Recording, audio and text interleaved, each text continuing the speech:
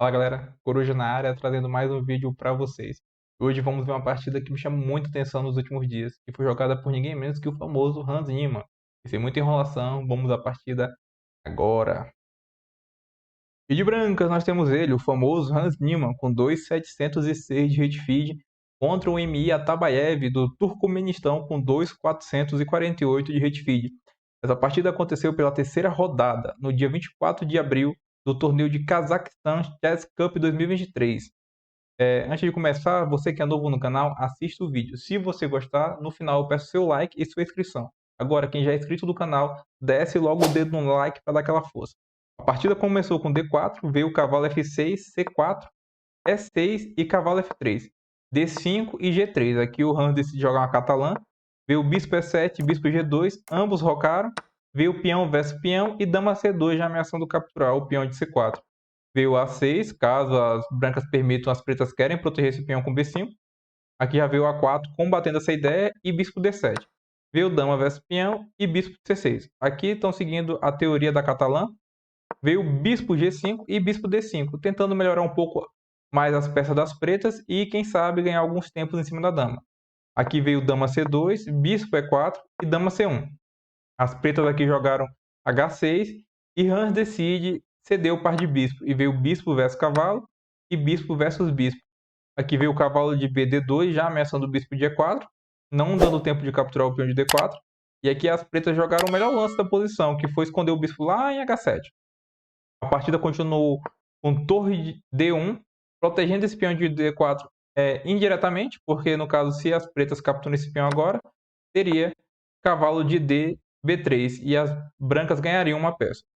Voltando aqui para a partida, depois de torre D1, claro que as pretas não capturaram esse peão e jogaram A5. Um lance muito bom, já freando qualquer avanço aqui na ala da dama. A partida continuou com o cavalo B3 e veio o C6 por parte das pretas. Aqui Niemann jogou um lance bem interessante, que foi dama C3. Mesmo colocando a dama na mesma diagonal do bispo de casa escura das pretas, esse lance ele tem múltiplas funções, digamos assim. Ele tanto dá suporte à casa de E5, como também protege o peão de D4. Por exemplo, lances comuns aqui que poderiam passar pela cabeça do jogador de preta seriam um cavalo D7, porém aqui já teria o fortíssimo lance cavalo E5. Não pode capturar cavalo por cavalo, porque teria descoberto na dama, ganhando o bispo de F6 no final da sequência. Como também esse cavalo de F6 é muito forte, caso viesse bispo versus cavalo, viria peão versus bispo, e esse cavalo de D7 estaria cravado. E aqui o plano das brancas é bem claro, jogar E4, F4 e avançar esses peões aqui na ala do rei. Uma outra ideia também, em vez desse cavalo D7, caso as pretas quisessem já sair dessa coluna onde está a torre branca e jogasse dama C7, do mesmo jeito viria cavalo E5, que a dama de C3 apoia o cavalo em E5. Uma outra ideia do dama C3 também é a ideia profilática, porque aqui, se a dama não está em C3, uma ideia das pretas seria jogar bispo E4 para poder capturar esse cavalo de F3 e ganhar esse peão de D4. Já com a dama em C3, as brancas podem se dar ao luxo de jogar logo o cavalo C5, tanto ameaçando o bispo como o peão. Já que agora, se viesse bispo versus cavalo e bispo versus bispo, não tem nenhuma ameaça em cima do peão de D4, porque a dama exerce essa função de defensora desse ponto. E aqui as brancas têm alguma iniciativa nessa posição também. Voltando para a partida, o MI Atabayev jogou o melhor lance da posição, que é bispo E7, ameaçando o bispo B4, para restringir bastante a mobilidade das peças das brancas. Claro que o GM aqui de brancas viu essa ideia e jogou o cavalo C5, tanto bloqueando o bispo de vir para B4, como também já ameaçando o peão de B7. As pretas aqui cometeram um erro, jogaram o cavalo A6, com uma ideia muito boa por trás, que é sacrificar esse peão de B7 para ter mais desenvolvimento das peças. Porém, o melhor lance aqui para as pretas seria dama C7, defendendo o peão. E depois de cavalo E5, agora sim as pretas jogariam cavalo A6. E aqui uma possível sequência seria cavalo versus peão, e depois de dama versus peão, bispo versus peão, dando duplo na dama e na torre. Dama B8, depois de bispo versus torre, dama versus torre. No final da sequência ainda teria dama versus peão. E nessa posição aqui as brancas têm leve vantagem, muito devido ao fato que não é fácil avançar esses peões tanto de A como de B. Aqui já tem um bispo protegendo o ponto de B4, já tem um cavalo também reforçando a defesa. É fácil para as pretas trazer mais a torre para proteger esse ponto. E a dama aqui em A8 está dominando a grande diagonal, além que não tem como as brancas darem suporte a esse avanço de B4 tão facilmente, pois o bispo de H7 ameaça a casa de B1. Voltando para a partida, depois de cavalo A6, Hans analisou extremamente bem a posição e jogou o lance mais forte que existia, que foi cavalo versus peão, aceitando o peão sacrificado. Aqui as pretas continuaram com o dama C7, o cavalo voltou para C5 e depois de cavalo versus cavalo e peão versus cavalo, aqui as pretas jogaram bispo F6 e esse aqui deve ter sido o escopo do plano por detrás do sacrifício do peão de B7. Note que tem uns fortíssimos bispos aqui, tanto em F6 como H7, tanto ameaçando o ponto de B2, como também impedindo qualquer proteção desse ponto por meio de alguma torre em B1. Então o plano das pretas aqui é jogar um torre B8 e recuperar o peão sacrificado. Porém aqui Han jogou o lance mais forte, que é cavalo D4, meio que restringindo a radiação desse bispo em F6. As pretas continuaram com torre de AB8 e aqui veio torre D2, reforçando a defesa do ponto de B2. Aqui as pretas jogaram um lance muito interessante, que foi torre B4, tanto permitindo dobrar na coluna B, como também um truque muito bom por trás. Por exemplo, aqui se as brancas jogam um lance aceitável, inclusive, que seria H4, aqui as pretas teriam um lance belíssimo, que é bispo C2, dois exclamas. A ideia de bispo C2 é, claro, capturar esse peão de A4 e recuperar o peão sacrificado, como também descoordenar as peças das brancas. Por exemplo, a melhor sequência aqui das brancas seria dama versus bispo, e depois de bispo versus cavalo, por mais que as brancas tenham um peão a mais, o plano das pretas é reforçar o ataque em cima do ponto de B2, como também o jogo está com bispo de cores opostas, então possivelmente essa partida acabaria em empate. Depois de torre B4 aqui, o Han jogou o lance mais forte da posição, que é dama E3, saindo da mesma diagonal do bispo de F6, como também deixando as pretas recuperarem o peão imediatamente. Uma possível sequência para recuperar esse peão seria bispo versus cavalo e depois de torre versus bispo, vir torre versus B2. Porém, esse peão de B2 não seria entregue a qualquer preço, porque aqui as brancas teriam torre D6, já ameaçando o peão de C6 imediatamente, com duas peças. O melhor lance aqui para as pretas seria torre de F B8, impedindo as brancas de capturar esse peão imediatamente, porque se viesse torre versus, por exemplo, torre versus peão, seria torre B1. Depois de torre versus torre e torre versus torre dando cheque no rei, o bispo teria que voltar para F1 e aqui a dama poderia capturar a torre em C6. Mas o melhor lance aqui para as brancas seria torre C1. E depois de bispo C2, as brancas capturariam o peão de C6, criando um peão passado na quinta já. Uma vantagem decisiva para as brancas.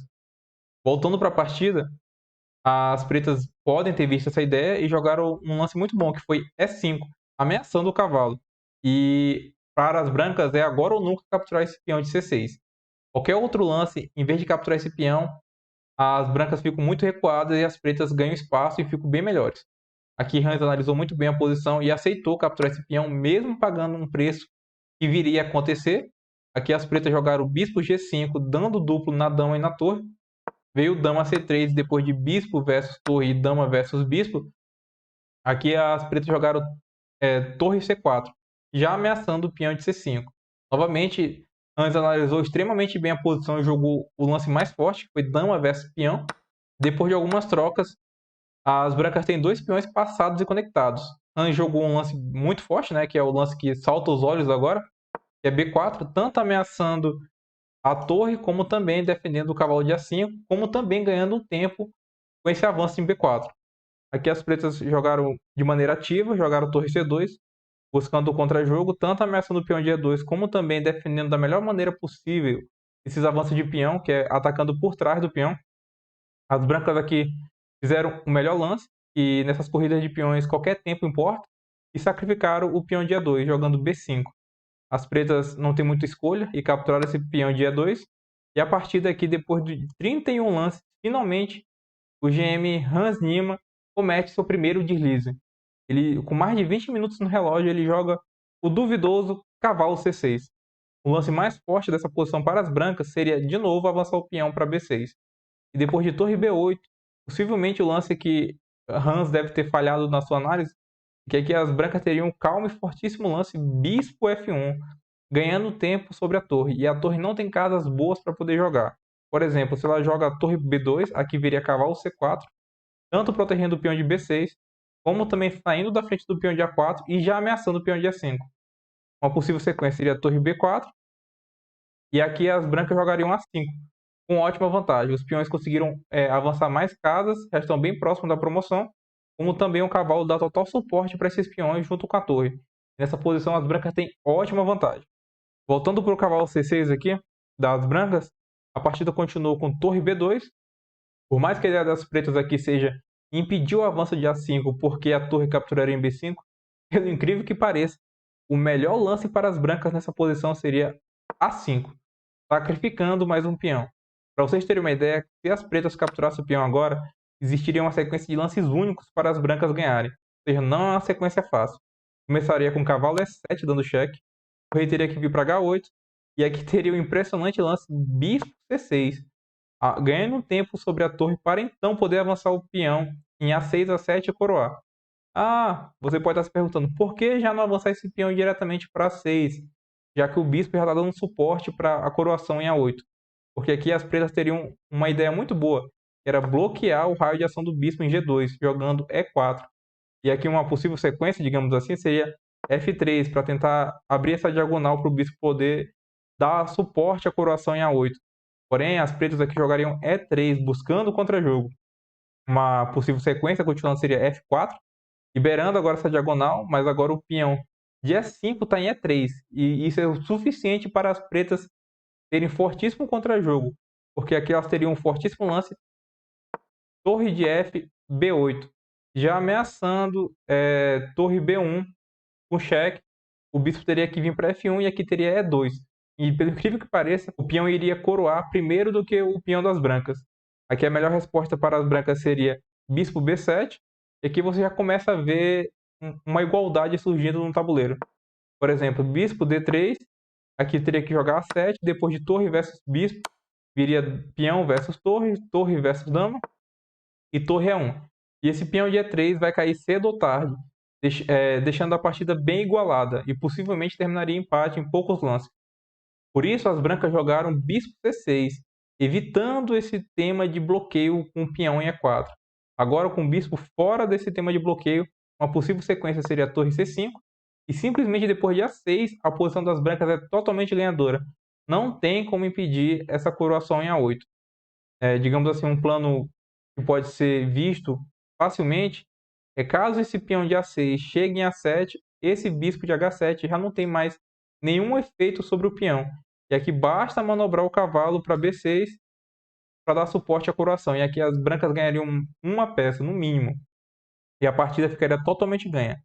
Voltando para a partida, depois de torre B2, as brancas jogaram o impreciso lance cavalo versus peão. E aqui o MI, e daqui em diante, o MI do Turcomenistão só joga os melhores lances. É impressionante como ele acerta com pouquíssimo tempo no relógio. Ele joga primeiro torre A8, as brancas aqui jogaram o lance correto, que é F4, e aqui as pretas jogam o lance F6, tentando abrir a coluna para a torre. Veio o bispo C4, bispo D5, perdão, dando cheque, e esse daqui é mais uma imprecisão do Hans Niemann, porque esse cheque não poderia ser gasto à toa. A melhor resposta aqui para as brancas seriam cavalo C4 ameaçando a torre, e depois de torre B4 ameaçando o cavalo, as brancas aqui teriam um bonito lance F5. Se viesse bispo versus peão, teria cavalo D6, dando duplo na torre e no bispo. E se as pretas capturam o cavalo, agora sim as brancas poderiam usar o seu cartucho de cheque, dando um duplo no rei e na torre. Uma posição completamente ganha. Por isso que o lance bispo D5 é um erro. Já usou o cartucho cedo demais, digamos assim. A partida continuou com rei F8, veio o cavalo D7 cheque, veio o rei E7, cavalo B6 e rei D8. As pretas jogaram os melhores lances possíveis, o rei já está mais próximo dos peões, já está dando suporte, como também agora a torre em A8 tem uma coluna livre para poder jogar. A partida continuou com A5, e aqui o MI joga um lance impressionante. Se você quiser acertar o próximo lance das pretas, tentar acertar, dê pause no vídeo e tente, sinta-se à vontade. Bom, eu vou logo dar a resposta, caso você tenha dado pause. Aqui o MI jogou um impressionante lance bispo B1, usando o tema de bloqueio, justamente ameaçando nada menos, nada mais do que checkmate com torre E1. Esse lance é tão forte, que as brancas jogaram lances bons, porém o Emi acertou 4 lances de exclama seguido. As brancas jogaram bispo C4, veio torre E1 cheque, a única é bispo F1, e aqui as brancas, as pretas no caso, tem algumas opções. E ele jogou da maneira mais ativa possível. Por exemplo, um lance calmo como torre versus peão seria muito ruim, porque viria rei F2, o rei ameaça a torre de A1, como o bispo fica liberado para capturar a torre de B5. Uma possível continuação seria torre versus bispo cheque, depois de rei versus torre B2. E aqui as pretas ainda vão ter que lutar um pouco para conseguir a igualdade, por mais que ainda esteja um pouco equilibrada a partida. Porém, o Emi jogou um lance muito mais forte depois de bispo F1, que foi torre D2, ameaçando torre de D1, para poder capturar o bispo de F1 e não ligando para o avanço do peão das brancas. A partida continuou com A6, novamente o Emi aqui continuou com seu plano, joga torre de D1. Aqui as brancas jogaram um lance de esperneio, digamos assim. A partida já está totalmente ganha para as pretas, por incrível que pareça. O Emi já faz uns 10 lances que está jogando só os mais fortes. Hans jogou torre A4. Já tomou como certo que o bispo de F1 vai cair. Então já está tentando evitar qualquer volta do bispo via E4 para impedir a coroação em A8. A partida continuou com torre F1 cheque. Depois de rei G2, as pretas têm uma peça a mais. E a partida está totalmente ganha para as pretas. E aqui o Emi Atabayev tem 4 minutos contra 8 minutos de Hans. Uma posição completamente ganhadora. E nessa posição a partida empatou. É isso mesmo, a partida empatou nessa posição. Impressionante esse resultado, hein? Agora eu lhe pergunto, por que empatou? Bom, eu não sei. Vamos tentar descobrir ou pelo menos supor algumas ideias. Primeiro, o último lance aqui foi das brancas, então possivelmente o Hans ofereceu empate. O Hans não é um GM qualquer, já tem mais de 2.700 de rate feed e o MI só tinha 4 minutos. Possivelmente esse torneio deve valer alguma norma de GM e o MI não quis arriscar. Segundo, vamos ver as linhas ganhadoras para as pretas. Vai que as linhas são difíceis, né? O MI com pouco tempo não conseguiu ver nenhuma dessas linhas. Existe 2 lances para as pretas aqui que ganham, que é bispo D3 e torre G1. Vamos começar com bispo D3. O bispo D3 ele tanto dá suporte para a torre em F1, como também já ameaça o peão de B5. A maior ameaça aqui das brancas é coroar o peão de A8. Digamos que as brancas joguem A7, já deixando o peão a uma casa da coroação. Aqui, as pretas têm uma sequência de mate, que é torre D2, o rei vem para H3 e depois de bispo F5, só sobra rei H4. E aqui teria torre versus peão, dando checkmate. O mate em 4 lances. Será que em 4 minutos um MI não conseguiria ver mate em 4 lances? Bom, é bem estranho esse empate, hein? O outro lance ganhador dessa posição seria torre G1 cheque, e depois de rei F3 novamente dá cheque. A melhor continuação para as brancas aqui seria jogar rei G4, e aqui a gente começa a ver alguns fantasmas que o MI possa ter visto em suas análises. Aqui existe uma série de lances únicos que deixam as pretas ganhas. O primeiro deles seria F5, dando cheque no rei, e ao mesmo tempo dando suporte para o bispo poder vir para E4, para que possa combater a futura coroação do peão de A6. As brancas aqui jogariam rei H5, tentando trazer o rei mais para próximo dos peões aqui de G7 H6, e as pretas jogariam bispo E4, já se antecipando a qualquer coroação do peão em A8. Uma possível continuação seria A7, e aqui teria o fortíssimo lance bispo F3 dando cheque, novamente o único lance que deixa as pretas ganhas. Agora, se o rei vem para G6, tem torre D6 dando cheque, e duplo no cavalo, ganhando o cavalo no final da sequência. Então a melhor resposta aqui para as brancas seria jogar G4, e depois de peão versus peão, viria a coroação das brancas. A8 dama, depois de bispo versus dama, torre versus bispo cheque, viria rei C7, ameaçando o cavalo, e depois de cavalo C4, a gente chega na posição que o MI possa ter visto. Por isso ele aceitou o empate. Por mais que o computador diga que as pretas estão ganhas, humanamente falando, não é uma posição fácil de se jogar, ainda mais com pouco tempo para o jogador de pretas. E tendo um GM de 2.700 na sua frente, piora mais ainda a situação. As brancas aqui têm algum contra-jogo com o peão de B5. O cavalo de C4 já dá suporte para esse avanço em B6. Como também a torre pode vir para G8 e capturar esses peões aqui e as brancas não se importariam nem um pouco em perder esse peão de B5. Por isso, talvez o MI possa ter aceitado o possa ter aceitado a oferta de empate do Hans. E para quem gosta de precisão, vamos a ela agora.